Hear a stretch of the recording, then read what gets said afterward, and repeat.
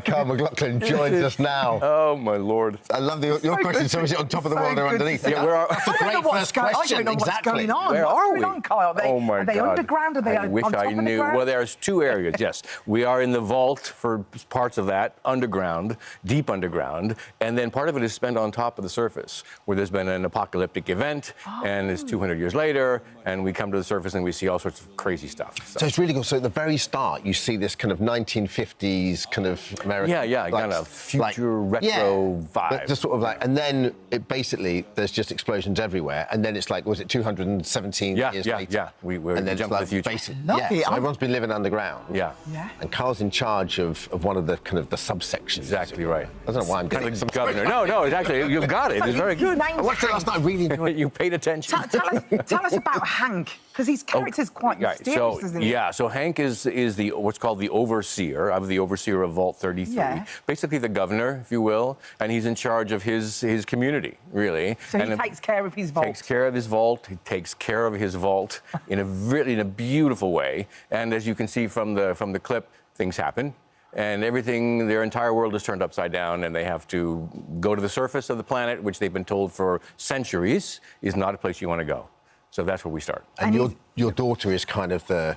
Well, certainly from the first episode, what I've seen is the girl plays she's the kind of protagonist has to go and rescue you in it. Yeah, she comes out from the vault, never before having experienced that, heard horror stories about what's on the surface, not far from the truth, actually. Yeah. Played by the lovely Ella Purnell. Yeah, she's great. She is so delightful, plays my daughter. And yeah, we basically follow her journey. Oh, lovely. Yeah, it's beautiful. I know about Fallout, because Fallout is what my son is playing on the games all the time. Yes. So it's literally taken from that. Did you know much about Fallout before you did the film? I was Fallout. I had no idea. I was incapable of knowing. But my son knew about it, and also his cousins knew about it, and they sort of helped bring me up to speed. Explained a little bit about it. I tried to play, in an effort to understand this world, and I failed horribly. Died within the first 5 seconds, and I was like, this game is not for me. But they're beautiful games. They're kind of really immersive games. Like the whole, these guys are artists. They build a whole world that you can get properly immersed in. The story, and there's like Fallout's 2, 3, 4, 5, whatever. It's really. I've played them. It's really, really good. Huge franchise, and as you said, immersive is a great word for the game. Yeah. So what was the draw for you? Was it Jonathan Nolan working with him, maybe? Oh my gosh, I'm such a fan of Jonah, as he goes by, is our creative director and creator of this. I was such a huge fan of Westworld. So good, wasn't it? And I love that so much. So really excited to jump into this journey with him. And I knew some of the creatives. One of the writers, Graham Wagner, is a friend of mine as well. We worked together on Portlandia back in the day. Graham is super guy. So, between those things, the cast, the role, I said, I'm in. This is perfect. Any stunts? None that I wish to talk about. I'm at the age now where stunts are challenging. Wake up in the morning. I usually hurt myself if I do the stunts. In fact. So, bring in my stunt man. Yeah, I bring in someone else. I have to sip a coffee. Bring in my stunt man. I can't drink this coffee. No. So, and we have to talk about, I guess, kind of a return to sci-fi. I guess that we talk about Dune, of course, the first original, Dune. You were in, and working with David Lynch, because, he's such anyone that grew up watching cinema in the 80s, you're always drawn to this incredible art house director. Yeah. He was so good. Oh, David's wonderful. What's he like to work with? He is just the greatest. We've done so many things together, starting with Dune and then Blue Velvet and, of course, Twin Peaks, that franchise. He is a good friend. He is one of the most creative people that I know. He's always doing something interesting. And he just has a great kindness about him. And the environment he creates on the set when we work together is just the most special place. And we have a lot of fun. But Twin Peaks, I don't know what it was like in the States, but over here, this is from a time when we only really had 4 channels. Right. So, I believe there was a time like that. Right. I know. So my Lord. Everyone watched Twin Peaks. Yeah. And you were sort of entranced by it, terrified of it. It's unbelievable. It really, and it was so kind of brilliant because it was kind of a bit art house, but also you had the whole country watching. Yeah. And that's a great summation. I mean, I think part of the appeal was the fact that we hadn't seen anything like this before. Primarily because you're taking a filmmaker like a David Lynch and bringing him to television, which was new for the time. And it sort of set the ball rolling for other possibilities. That's such a good point. I always wonder, as actors, do you actually know what's going on? I do not know what's going on. I don't know what's happening right now, in fact. Good Lord, I've got severe jet lag. I have no idea where I am. What's happening? I never forget that last episode of Twin Peaks. My parents had gone out, and I couldn't wait to see it because it was a big thing. And I remember we videoed VHS. We watched it, and so I watched it like in a darkened room. Oh dear. And your thing at the end, I was like, I'm not going to bed now. I've never been more scared in my entire life. It was so good. And what about Sex in the City? Would you think that they should bring back Trey? Oh my gosh, Trey could come back for sure.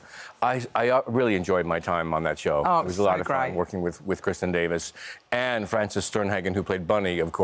I always felt that Bunny and Trey should have their own show, and we just call it the Bunny and Trey Show. And you just didn't know from moment to moment what was going to happen. You know, Upper East Side apartment, having baths. So good. You know. Smoking cigarettes. Have you watched the new Dune, the one? I've watched the first one, which I really enjoyed. I love the book so much. I love that story. So it was another opportunity to see a different take on that story. Do you get nervous that you don't want it to be ruined in any way? Well, initially I was nervous going in. I thought, oh gosh, this is going to sort of set the tone now. This will be the new Dune. But I said, actually, no. I see our Dune and the new Dune can coexist quite comfortably. I think, because the interpretation is different. Yeah, and that's what makes it special. Such a huge tome as well. It's such a massive piece of work. It's like, I guess you compare it to like what Game of Thrones would be now in terms of like the book. I mean, I think the book, it was just, and then the adaptation was so kind of, you know, you've got to be so layered, and because Sting was in that movie, wasn't he? Sting was in the movie, of course. Yeah, we remain friends to this day, even though I had to kill him. You know, he didn't want to go. He didn't want to die. And before we let you go, because your whole thing is here, isn't it? You've got everything. We're working in the centre. Wonderful. Yeah, it's great. I love Maclachlan Towers today. This is what it is. How's the wine going? Because you do. Well, the wine is good, Dermot. Thank you for asking. So I have a wine company in Washington State. And did you bring us any? Oh, I failed in my mission. Very thirsty. Very, very bad. No, I have since 2005. I've been making wine. It's going really, really well. In fact, I've got distribution here in the UK, and we have a lot of the wine at Hawksmoor. The steakhouse. Put a plug in there for the steakhouse, because it's a big red wine. What's the background to that? Was it you grew up in Washington State? I did. I grew up in Yakima, eastern Washington. Washington is 2 states. The east side is kind of more like the wasteland in Fallout. I'm just kidding. I'm just kidding if you're watching from Washington. But it's much drier, perfect climate for grapes. And so we make big, rich red wine on the east side. We couldn't have you on, and it's such an honour to have you on. We couldn't have you on without providing with a little bit of... But can we just say that this is actually from Dermot's Winery in the States? I had no idea. This is really... Not my winery, but my... Whoa, what are you doing here? Yeah. So we just got... But this is from Dermot, and obviously I'm just getting in on it. And absolutely, absolutely. But it's really from Dermot. You're so brave to give wine to someone who sells wine. Look at this. This is a proper bottle. Thank you very much. From Saint-Million, you make it Saint-Million. Oh, wow. Which I visited Bordeaux last summer for the first time. I hope you enjoy it. Oh, this is so kind of you. Let it breathe. Let's open it right now. Thank you. Enjoy. So lovely to see you. Thank you for this. Fallout premieres on Prime Video on the 11th of April. You guys are good. We always do the promo together. Rest of the stereo. I love it.